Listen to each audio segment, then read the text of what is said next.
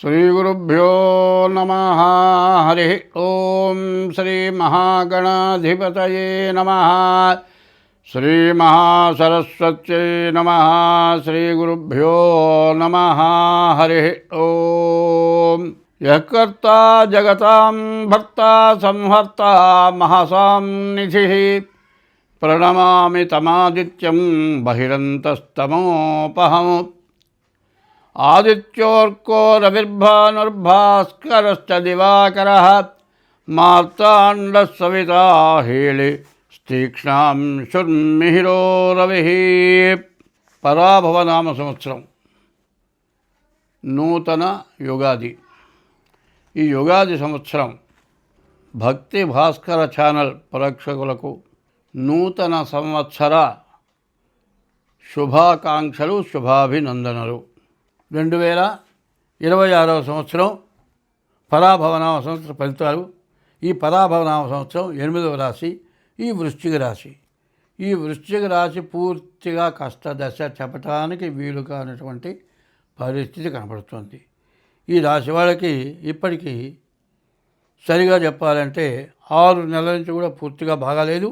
ఈ వృశ్చిక రాశికి వచ్చేప్పటికల్లా 11 ఆదాయం 5 ఖర్చు కనపడుతుంది. తర్వాత ఈ వృశ్చిక రాశి పరిస్థితి ఏంటంటే 11 రాజపూజ్యం, 5 రాజావమానం. ఆదాయం ఖర్చు కంటే ఖర్చు ఎక్కువ, మంచి అనిపించుకునేదానికంటే చెడు ఎక్కువ కనిపించుకునేది కనపడుతుంది. ఈ వృశ్చిక రాశి పరిస్థితి పూర్తిగా బాగాలేదు. నన్ను అడిగితే ఇంట్లో కదలకుండా కూర్చొని జాగ్రత్తగా ఉప్పు కారం వేసుకొని తినటం మంచిది. జాయింట్ వ్యాపారాలు చేయొద్దు. వివాహ విషయంలో తొందరపడద్దు. తర్వాత ఈ రాశి వాళ్ళకి కుజుడు, గురువు పూర్తిగా బాగలేదు. గురువు అష్టమం, కుజుడు అర్ధాష్టమం. ఈ అర్ధాష్టమ కుజుడు, అష్టమ గురువు, రాహుకేతువుల మధ్యలో గ్రహాలు పడ్డాయి. ఈ పాపగ్రహాల వల్ల చాలా ఇబ్బందులు, చాలా కష్టాలు ఎక్కువగా కనపడుతూ ఉన్నాయి. దీని నుంచి మీరు బయటపడటం అంటే చాలా కష్టం. కాబట్టి ప్రతి విషయంలో జాగ్రత్త పడటం అవసరం. యాక్సిడెంట్లు, ఆపరేషన్లు జరగడానికి కూడా బాగా అవకాశం ఉంది. మీరు చేసే చోట అనవసరమైన తగాదాలు, అనవసరమైన గొడవలు, కోర్టుకు వెళ్ళే పరిస్థితులు ఇట్లాంటివన్నీ కూడా ఉన్నాయి.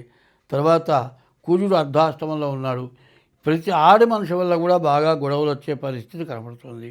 ఇంట్లోనైనా సరే పెళ్ళి అయిన వాళ్ళైతే భార్యాభర్తలు గొడవలు పెట్టుకోకుండా ఉండటం మంచిది. ఈ భార్యాభర్తల్లో పెద్ద సమస్యలు రాకుండా ఉండాలి.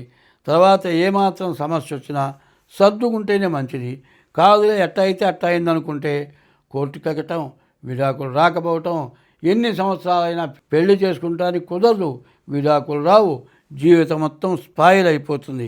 కాబట్టి ఈ రాశివాడ పరిస్థితి చాలా కష్టంగా ఉంది. ఈ వృశ్చిక రాశికి 11 ఆదాయం 5 ఖర్చు. ఈ సంవత్సరం వల్ల కూడా ఈ వృశ్చిక రాశికి 11 రాజపూజ్యం, 5 రాజావమానం ఇట్లా ఉంది. పూర్తి ఇబ్బందికరంగా ఉంది. ఉన్న అన్ని జాతకాల్లో కూడా ఈ వృశ్చిక రాశి పరిస్థితి పూర్తిగా బాగాలేదు. మీరు డేట్ ఆఫ్ బర్త్ ద్వారా తప్పనిసరిగా జాతకం చూపించుకోవాలి. అట్లా లేని పక్షంలో మీరు హస్త సాముద్రిక ద్వారానైనా సరే జాతకం చూపించుకొని దానికి తగిన ఉపశాంతి చేసుకోవటం మంచిది. ఈ రాశి వాళ్ళు ప్రతిరోజు కూడా శివాలయానికి వెళ్ళి శివాలయంలో శివుడికి ప్రదక్షిణ చేయండి. మరి ఈశ్వరుడికి మారేడు దళాలతో పూజ చేయించుకోండి.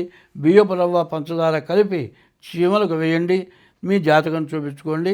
మీ జాతకరీత్యా ఏం దోషాలుంటే ఆ దోషాలకు తగినటువంటి పూజలు చేయించుకుంటే మీరు అన్ని విధాలా బాగుంటారు.